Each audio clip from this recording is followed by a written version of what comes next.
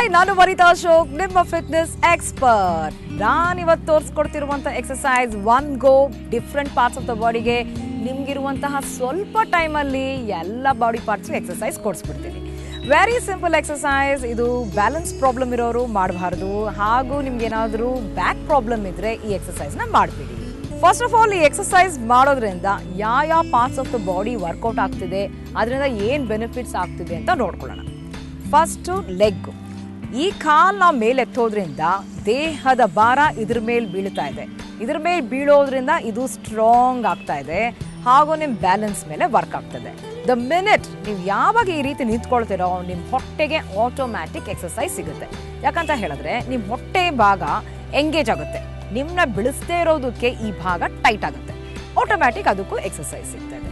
ಮತ್ತೆ ನಾವು ಕೈಗಳ ಭಾಗವನ್ನು ವರ್ಕೌಟ್ ಮಾಡ್ತಿದ್ದೀವಿ. ಸೊ ಮುಂದೆ ಭಾಗ, ಹಿಂದೆ. ಸೊ ತೋಳಿನ ಮುಂದೆ ಭಾಗ, ಹಿಂದೆ ಭಾಗ. So 4 parts of the body at the same time work ಆಗ್ತದೆ. ಸೊ ಎಕ್ಸಸೈಸ್ ಯಾವ ರೀತಿ ಮಾಡೋದು ಅಂತ ನಾನು ತೋರಿಸ್ಕೊಡ್ತೀನಿ. ಒಂದು ಸ್ಟೇಬಲ್ ಸರ್ಫೇಸ್ ಮೇಲೆ ನಿಂತ್ಕೊಳ್ಳಿ. Right leg up, hands to the side. Bicep ಟೈಟಾಗಿ ಮಸಲ್ ಎಂಗೇಜ್ ಮಾಡಬೇಕು. Tricep, bicep, tricep, bicep, tricep. ತೋಳಿನ ಮುಂದೆ ಭಾಗ, ತೋಳಿನ ಹಿಂದೆ ಭಾಗ, ತೋಳಿನ ಮುಂದೆ ಭಾಗ, ತೋಳಿನ ಹಿಂದೆ ಭಾಗ. ಒಂದು ಸ್ಮಾಲ್ ಟಿಪ್, ನೀವು ಯಂಗಾಗೆ ಇದ್ದೀರಾ, ಮಾಡಬಹುದು, ಆದರೆ ಬ್ಯಾಲೆನ್ಸ್ ಆಗ್ತಿಲ್ಲ. ನೀವು ಯಾಕೆಂದರೆ ಫಿಟ್ನೆಸ್ಗೆ ನ್ಯೂ ಇರ್ತೀರಾ. ಆವಾಗ ಏನು ಮಾಡ್ತೀರಾ ಅಂತ ಹೇಳಿದ್ರೆ, ಒಂದು ವಾಲ್ ಸಪೋರ್ಟ್ ತೊಗೊಳ್ಳಿ.